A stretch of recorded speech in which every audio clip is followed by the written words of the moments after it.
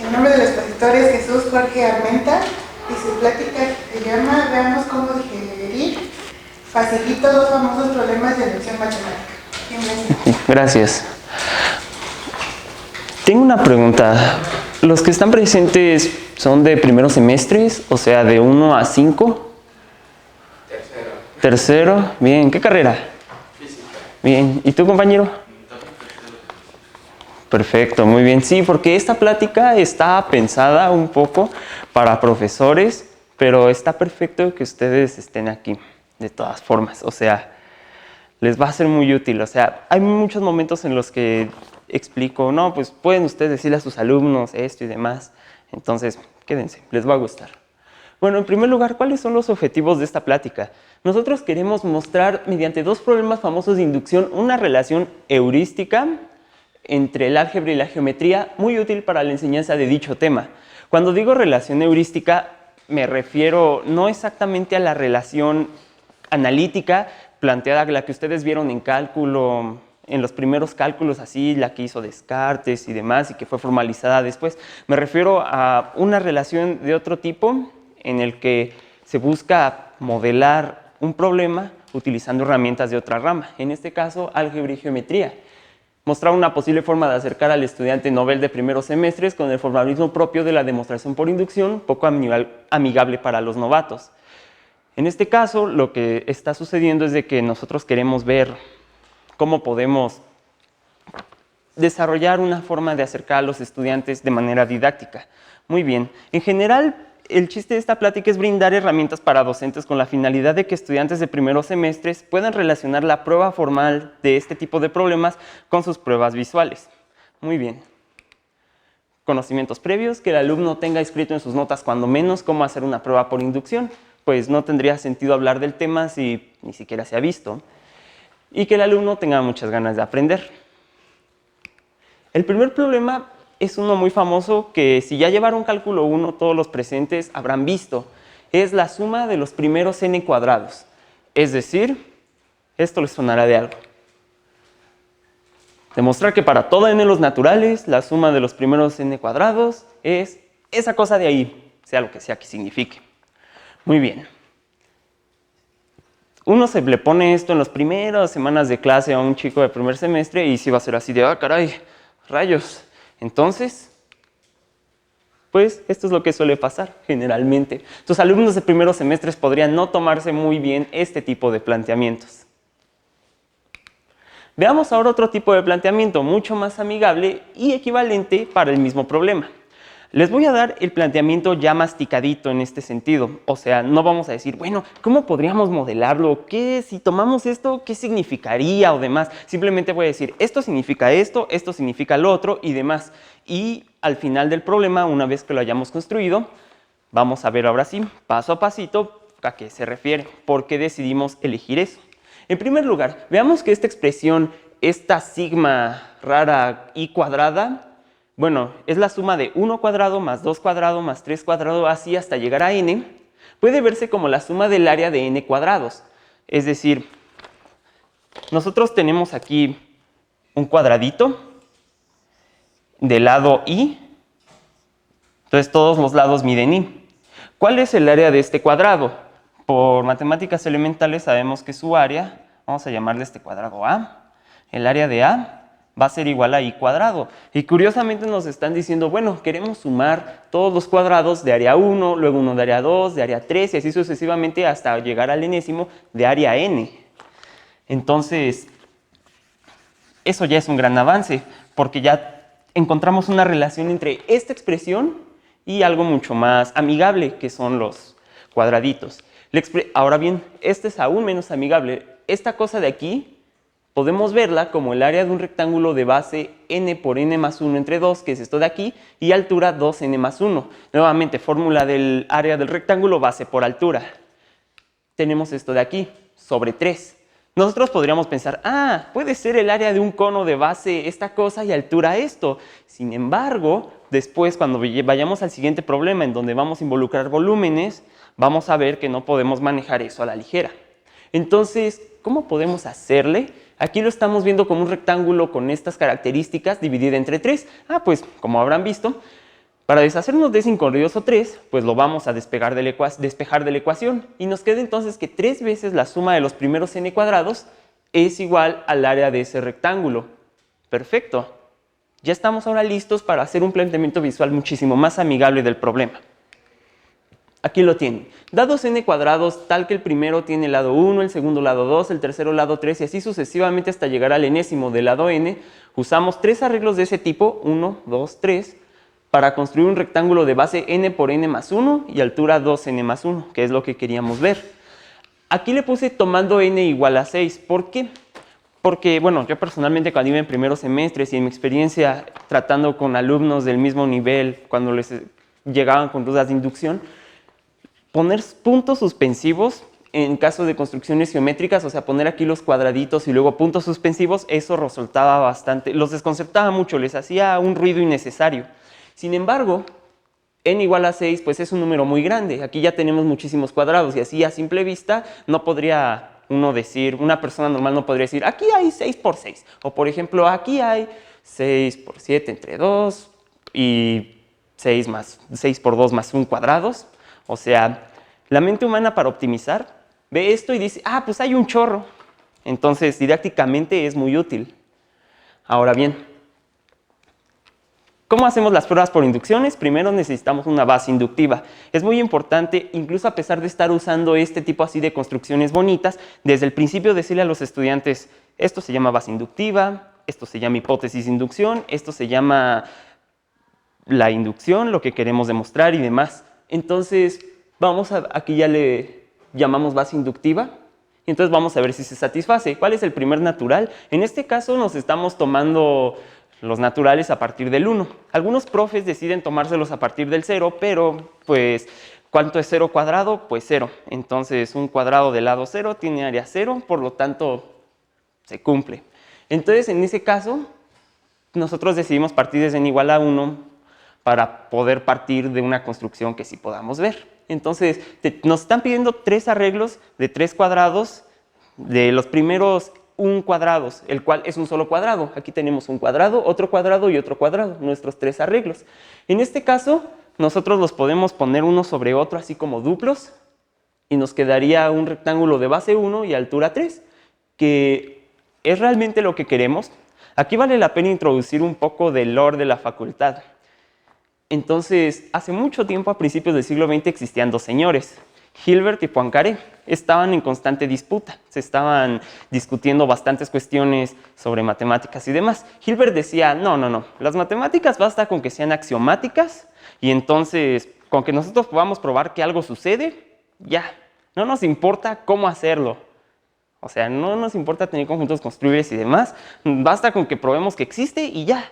Y Poincaré decía, ok, eso está muy bien, pero lo mejor sería poderlo construir bien, ¿no? Entonces, en este caso, aquí tenemos la parte hilbertiana del problema, es decir, vemos que es factible, o sea, sustituimos n igual a 1, vemos que se satisface, esto es igual a 1 y esto es igual a 3, y entonces, si nosotros lo superponemos, nuestro rectángulo sería de 1 y de altura 3, que es lo que queríamos ver. Entonces, para Hilbert, nosotros ya terminamos ahí. Sin embargo, el chiste de este tipo de cosas, Poincaré tenía un enfoque más didáctico en ese sentido, era más intuicionista. Nosotros queremos ver cómo podemos hacer eso. Entonces, aquí les doy las figuras. 3, ponemos uno sobre otro. Ahora bien, vamos a extender nuestra base inductiva. Esto es un muy buen ejercicio para estudiantes de primeros semestres, de que extiendan la base inductiva. O sea, ok, si ya se cumplió para 1, perfecto, pues ya vamos a suponer que se cumple para cierta K y vamos a hacer nuestra prueba por inducción. Eso podría funcionar. Bueno, de hecho, eso es lógicamente correcto. Sin embargo, por motivos didácticos, es muy bueno que les pidamos que extiendan la base inductiva.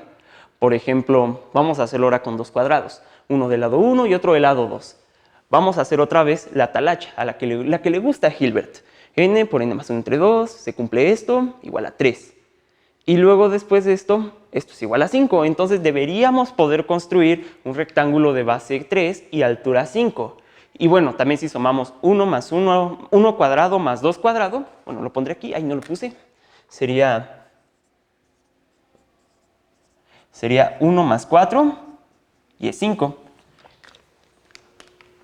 Oh, ¿qué rayos hice? A ver, ¿Qué pasó?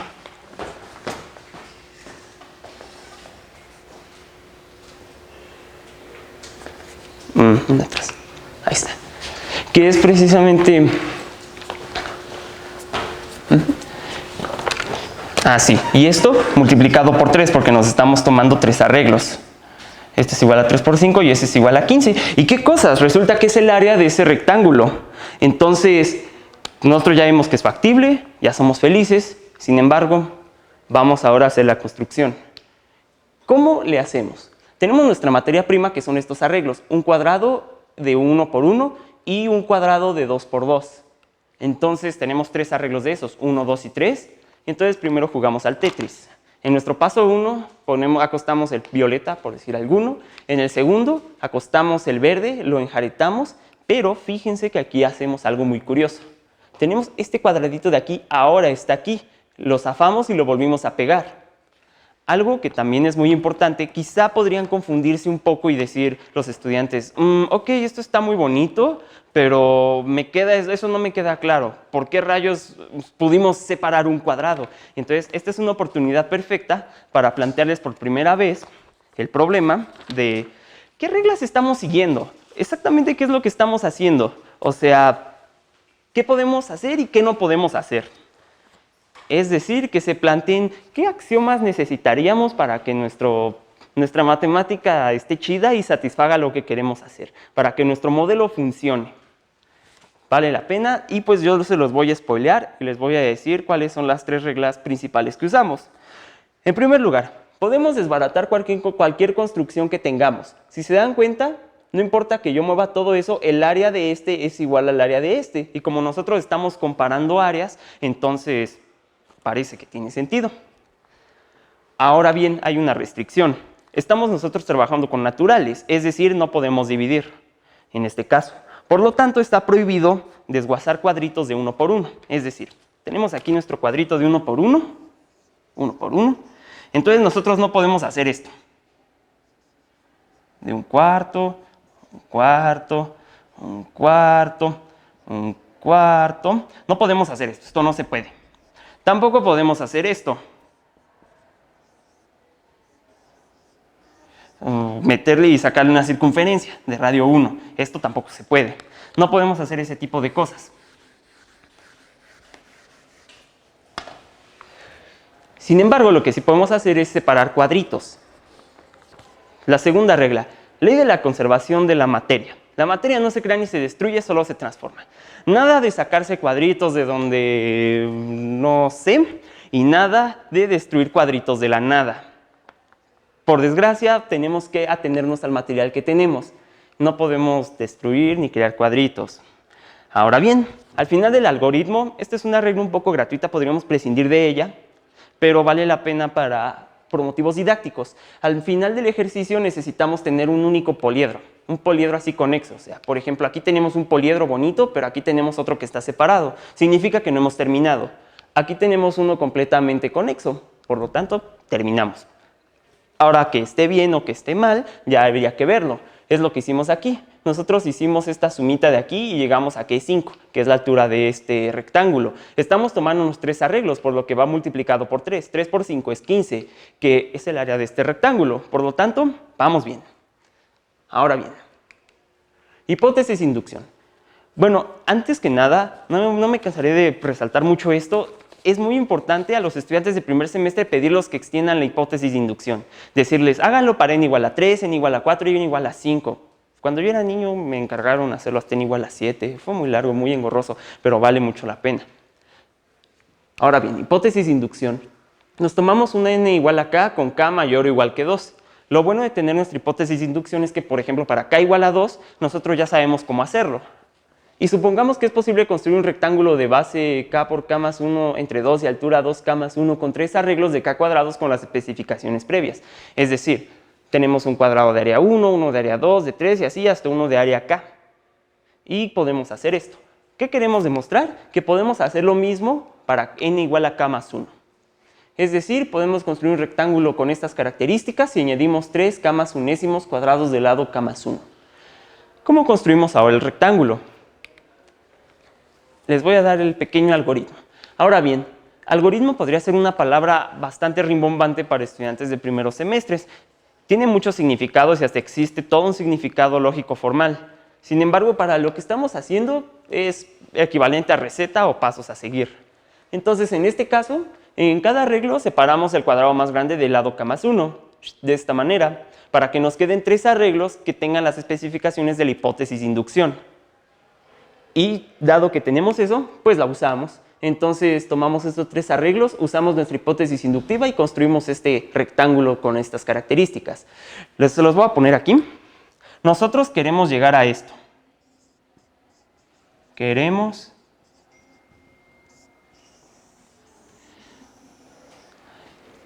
que este lado de aquí mida k más 1 por k más 2 entre 2 por 2 k más 1 más 2. Nosotros queremos llegar a esto. Y hasta dónde vamos, llevamos solo esto. Entonces, esta área de este triángulo, de este rectángulo, perdón, va a ser menor que este otro rectángulo. Pero tenemos estas 3 materias primas. ¿Cómo podemos ahora acomodarlas para poder llegar a la construcción deseada? Paso 3. Vamos a tomarnos 2 cuadrados del lado k más 1. Estos de aquí y los vamos a pegar al lado del rectángulo. Si se dan cuenta, ¿cuánto mediría este lado de aquí? Volvemos al aspecto hilbertiano. Vamos a hacer talachita. Tenemos que mide k por k más 1 entre 2 más k más 1. Entonces, en este caso, ¿cuánto nos quedaría? Nos quedaría k por k más 1 entre 2, entre k entre 2, más el lado verde que mide k más 1. Entonces, aquí nosotros podemos factorizar. Esto es por k entre 2. Y aquí nos va a quedar un 1 que lo vamos a convertir en un 2 entre 2. Para que nos quede k más 1 por k más 2 entre 2. Y milagro navideño es exactamente esto de aquí. ¡Oh, por Dios, qué bonito! Significa que no estamos haciendo cosas demasiado raras. Muy bien. Y si se fijan, ¿cuánto mide la altura de aquí? K más 1 más k más 1. 2k más 2, que es mayor a este. Fíjense que aquí hay una L. Nosotros queremos que mida 2k más 3. Lo pondré aquí en verde. Entonces, híjoles, como que nos falta una franjita, ¿no? Casi, aquí nos fue bien, pero aquí no nos fue tan bien. Sin embargo, aún tenemos un cuadradito. No todo está perdido. Vamos a ver qué podemos hacer con él. Paso 4. Lo que les decía, la L jamás podrá ser un rectángulo perfecto, pues 2k más 1 es menor que 2k más 2. Es lo que les decía aquí. Tienen aquí este mini espaciecito. De hecho, eso está muy bien para decirle a los estudiantes. A ver, yo les digo que sí es posible que sea un rectángulo. Díganme ustedes por qué no. Aunque ese tipo de preguntas las recomiendo más para grupos pequeños. Entonces, ¿qué es lo que hacemos? ¿Recuerdan la primera regla de nuestro método? De lo que podemos hacer. Entonces, dice que podemos descomponer a este amigo tanto como querramos, pero a lo más pequeño que podemos encontrar son los cuadrados atómicos de 1 por 1. Ahora bien, aquí estaría chido decirles qué significa átomo. Átomo viene del griego átomos, que se escribe así. Ah, es teta, sí, cierto.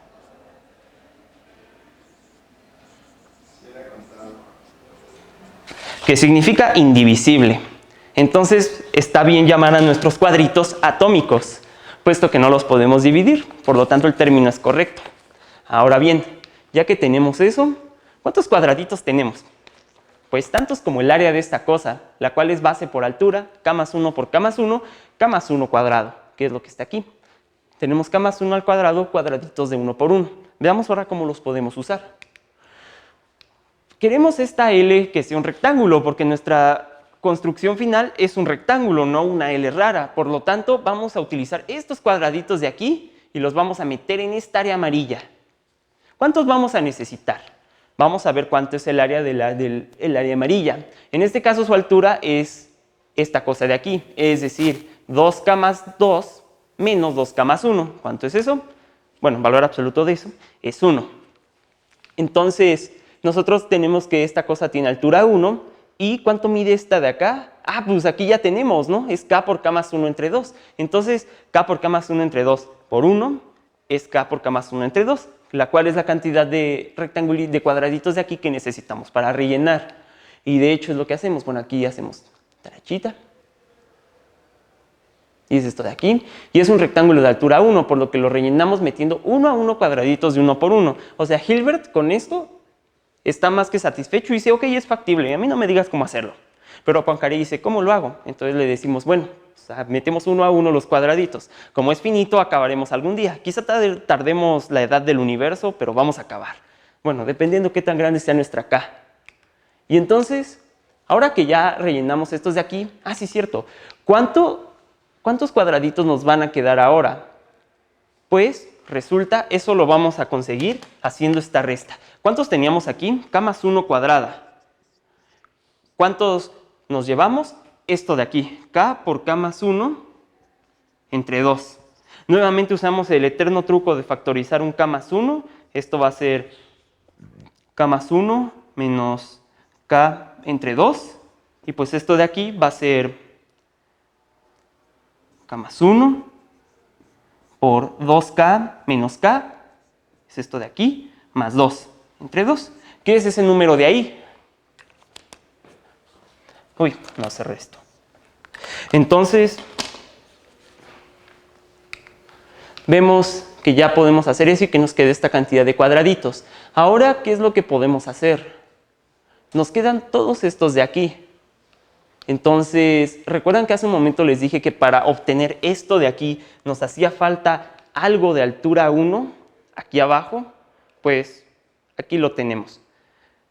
Tomamos todos estos que nos faltan y empezamos a poner uno a uno, uno tras otro, para poner una bonita camita para que nuestra construccióncita pueda dormir. Ahora bien, después de esto, ¿nos habrá sobrado algo? ¿Tendremos suficientes? ¿No serán suficientes? Vamos a averiguarlo. ¿Cuánto mide esto con esto? Ya lo habíamos hecho ahí. Era K más 1 por K más 2 sobre 2. Entonces, y de altura 1. Por lo tanto, basta con que pongamos una hilera de un único cuadrito así. Necesitamos K por K más 1 por K más 2 entre 2. Y, ¡oh, qué cosas! Resulta que sí, es la cantidad exacta de los que tenemos. Por lo tanto, nuestra camita es tal que son suficientes para hacerla completa y además no nos queda residuo.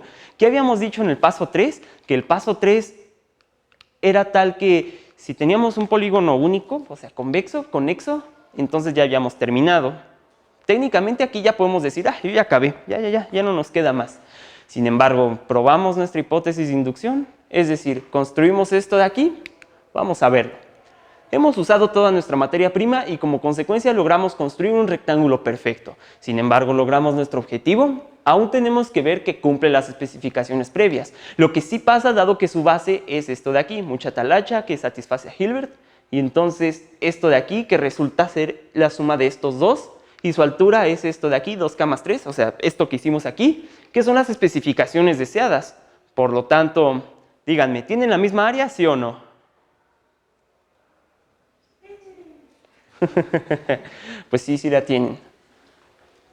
Entonces parece que ya terminamos. Vamos ahora a retomar el planteamiento crudo, duro y sin amigos. Originalmente se nos pidió probar esta cosa de aquí, así toda fea.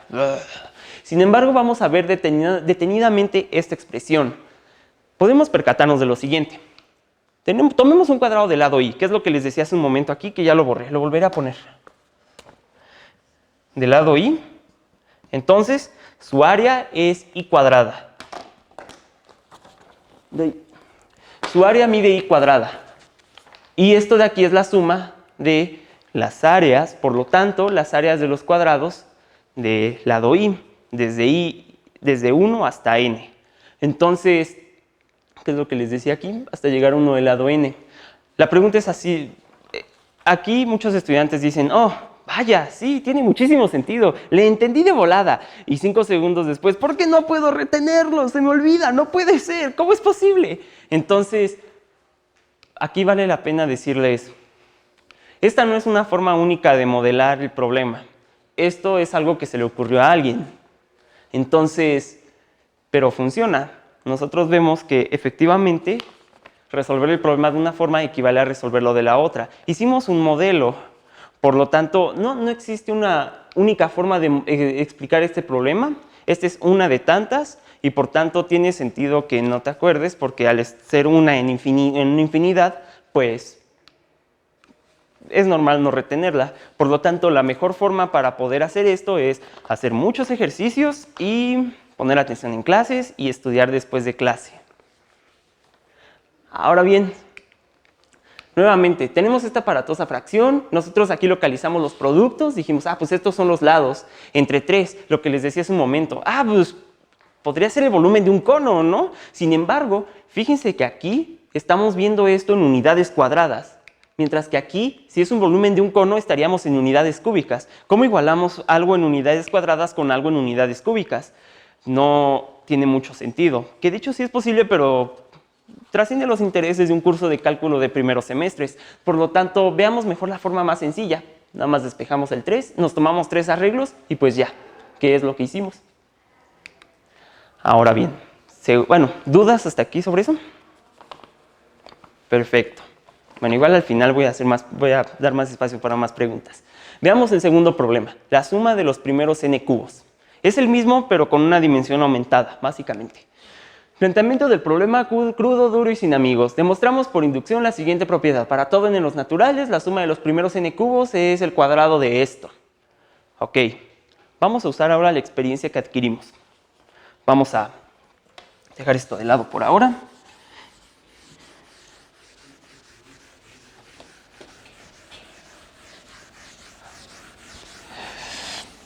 Y pues, ¿qué significa I cúbica? Un cubito de lado I. Perfecto, sí, tal cual. Es el área de un cubito de lado I. Ahí está. Uy, le hice para atrás. Entonces, ¿y esto de aquí? ¿Qué significa? Es el cuadrado de un número. Esta cosa es horrible, pero es un número. Entonces, los números miden las longitudes de lados. ¿Qué significa el cuadrado de esto?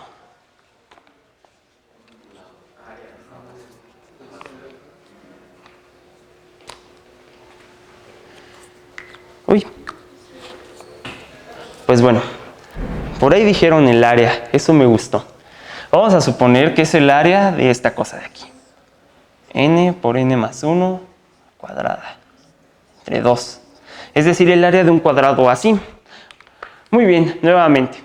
La trididáctica suma no es más que la suma de los volúmenes de los cubos del lado I. Es decir, el volumen de un arreglo de n cubos, tal que el primero es del lado 1, el segundo del lado 2, el tercero del lado 3, y así sucesivamente hasta llegar al enésimo, que va a ser del lado n. Su volumen será de n cubo. Se nos pide probar que el volumen de uno de estos arreglos de n cubos es el cuadrado de esto. Es decir, bueno, aquí ya les estoy dando el super spoilerazo. Porque les iba a decir, previamente les dije que no podíamos comparar unidades cúbicas con unidades cuadradas sin meter herramienta así súper cerda de teoría de números y demás. Entonces, vámonos por lo simple, no necesitamos así pues vamos a usar ahora teoría de la medida, no hay necesidad, son primeros semestres. Entonces, le aumentamos una dimensión a esto. Altura 1, ya son unidades cúbicas, ya podemos compararlo sin ningún problema. Pregunta, ¿cuánto es el volumen de este prisma?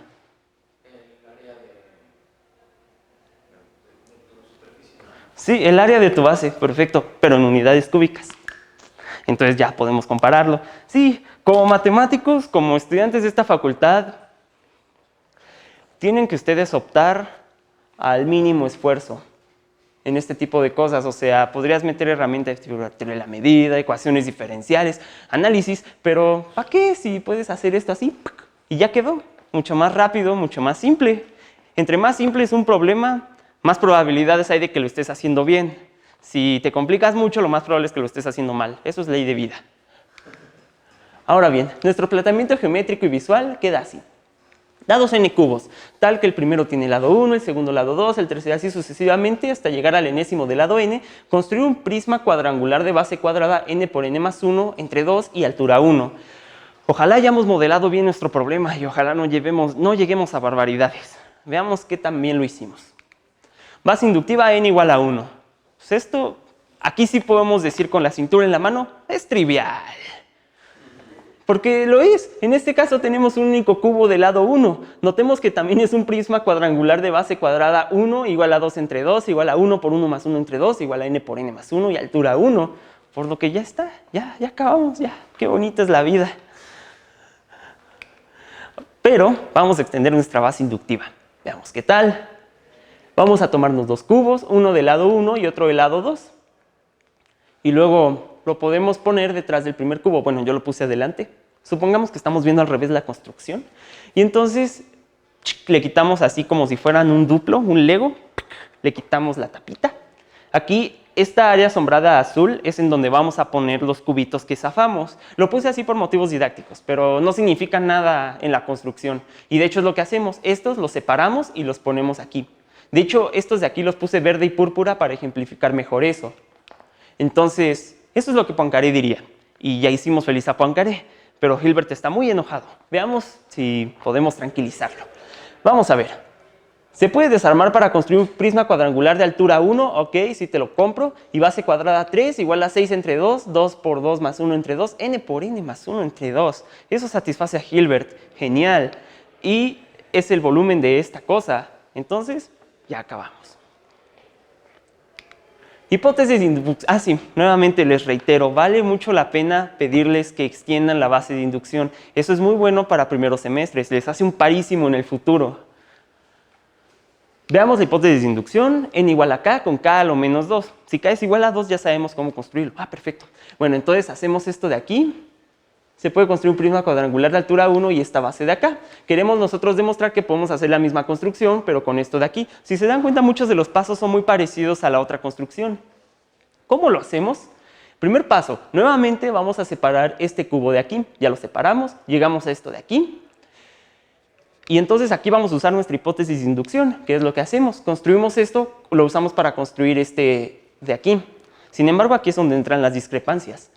Lo que hacemos aquí, recuerden que podemos desguazarlo en cubitos de uno por uno a lo más. En este caso vamos a tomarnos la tapa de arriba, de altura 1. Vamos a tomarnos dos tapas, dos rebanadas de pan Bimbo y las ponemos aquí al lado. Pueden ustedes hacerlo en casa con panes Bimbos y aunque sus papás les digan, ¿qué rayos haces? Tú dile, es para una tarea. Entonces, ya que hicieron eso, aquí dice, la altura del residuo es k más menos 1. ¿Qué tal si k es igual a 0 o k es igual a 1? Entonces, ¿aquí nos habrá quedado nada? ¿O qué onda? ¿Ya acabamos? Pues nosotros nos estamos tomando k mayor o igual a 2, por lo que en el peor de los casos nuestro residuo tendrá altura 1. Aquí hay muchísima talacha, créanla, acéptenla. Entonces, de hecho, aquí les vuelve a quedar lo mismo del lado k más 1 por k más 2 entre 2, que es a lo que queríamos llegar. Luego, este paso vive completamente en el metalenguaje, es decir, no tiene nada que ver con, o sea, aquí no hay nada de matemáticas, ni siquiera metemos las reglas. Solamente lo que hacemos es parar para verlo de una forma más accesible. Lo que hacemos es, para completar el prisma necesitamos un cuadrado, bueno, si es un prisma de altura 1 y de base púrpura y uno verde. El verde tiene estas características y el violeta tiene estas características. Entonces nosotros lo que vamos a hacer ahora es muchísima talacha. Ver si podemos desguazar en un montón de cubitos y entonces con esos cubitos los podemos rellenar. Veamos qué tal. Vamos a ver cuál es el área del prisma verde y el del prisma violeta. Resulta que son estas de acá, k más 1 cuadrado por k entre 2 y k más 1 cuadrado por k menos 2 entre 2. Entonces, aquí sería perfecto que ustedes les digan a sus estudiantes, bueno, pues ahí le suman, ¿no? Y ahí tienen que llegar a esto, si no llegan, tachecito. Y sí, esta talacha satisface a Hilbert. Sin embargo, y Poincaré ahora está muy molesto, dice, ahora me relegaron a mí. No. Pero Poincaré contraataca con su ejército de niñitas felices adictas a los legos. Estas niñitas van a desguazar nuestro cubito y van a empezar a rellenarlo uno a uno, así, hasta finalmente poder completar la construcción, que ya vimos que sí va a pasar y no tendremos residuo porque hicimos feliz a Hilbert hace un momento. Conclusiones. Y así es como lo terminamos, cuadrito negro, ya lo demostraste, tienes, digamos, 9 porque lo entregaste fuera de tiempo, pero muy bien. Puntito más, estrellita dorada. Conclusiones. La mayoría de los problemas de inducción, en particular todos los de niveles de primeros semestres, pueden verse como este tipo de construcciones geométricas. Si alguno de ustedes algún día lleva teoría de números y demás, verá que todo el mundo quiere ver los problemas de teoría de números como bolitas o como cuadritos y así. De hecho, por eso existen los números triangulares, que no es otra cosa más que ver números que son sumas de cuadrados y demás. Los números cuadrados y demás. Se llaman así porque vienen de una construcción de estos tipos. Es recomendable durante las clases combinar este tipo de pruebas geométricas como con pruebas totalmente algebraicas. Estaría bien resolver problemas, o sea, primero darle el algoritmo. No, pues esto es inducción, esto es lo que tiene que hacer, así funciona.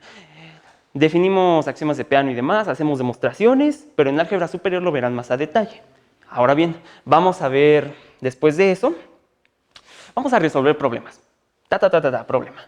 Vamos a resolverlo analíticamente. Muy bien, ya lo hicimos. ¿Qué tal? No entendí nada, profe. Bueno, vamos a hacerlo ahora con cuadraditos. Ya lo hacemos con cuadraditos. Bueno, más o menos. Perfecto, ya es un avance. Vamos a hacerlo de ambas formas. Entonces, al nivel didáctico, eso es muy útil. Y gracias por su atención.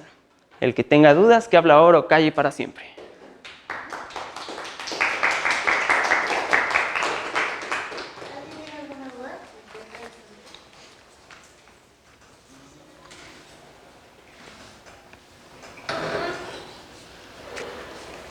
Yo tengo una. Adelante. Sí, bueno, dice que esto se puede hacer como para niveles básicos, pero De licenciatura. también lo podrías hacer como una analogía para cualquier otro problema de inducción. Con que ya estamos en la álgebra lineal, que haces demostración por, no sé, de dimensiones, poner cosas más abstractas, puede ser igual como una analogía.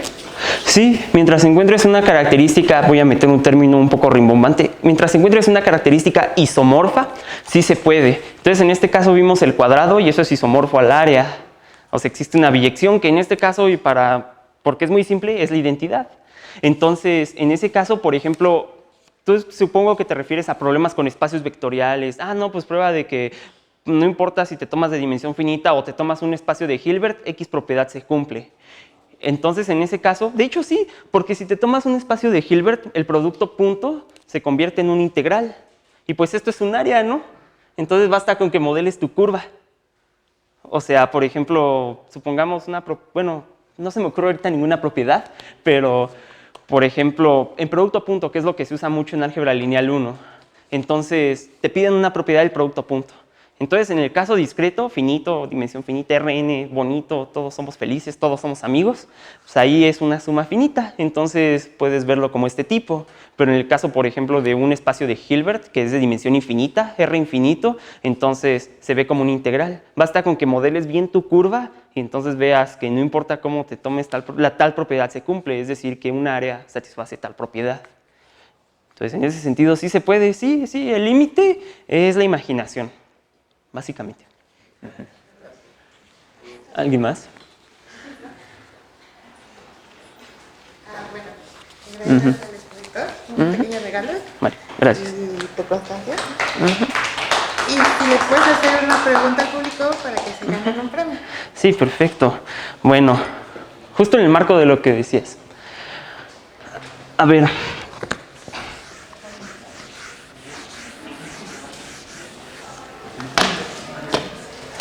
Vamos a tomarnos este ejemplo.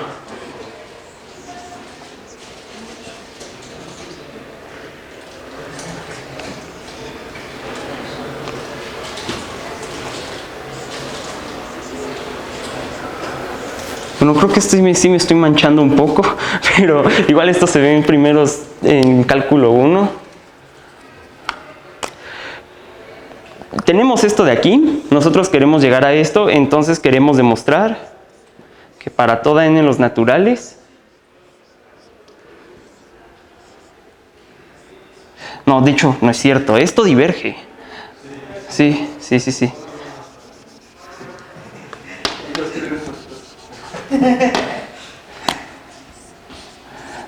0 es menor o igual a 1 entre n más 1, menor o igual a 1 entre n, menor a 1.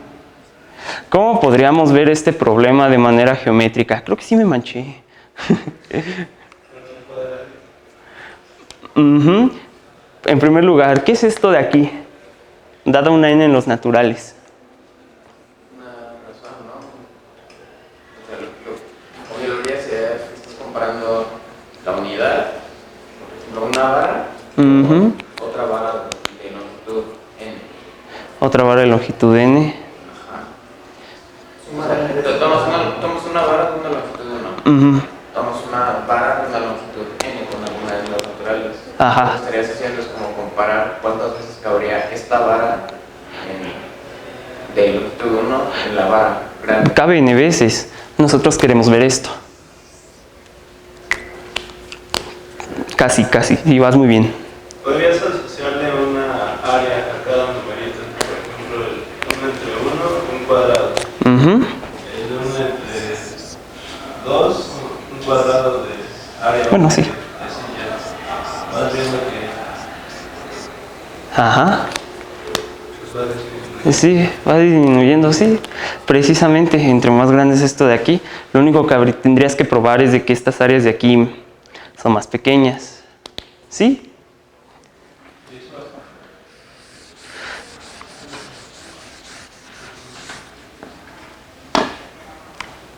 Sí, de hecho sí, sí, porque aunque lo que yo propondría es salirnos un poco de los cuadros, cambiar nuestras reglas y hacer este tipo de divisiones. Así dividir en un medio, un tercio y así sucesivamente para ver más claro de que el área es más pequeña. Pero sí, sí, porque no dije hay que olvidar nuestras reglas. Entonces, sí, sí, técnicamente. Es que no sé a cuál de los dos dársela, por eso.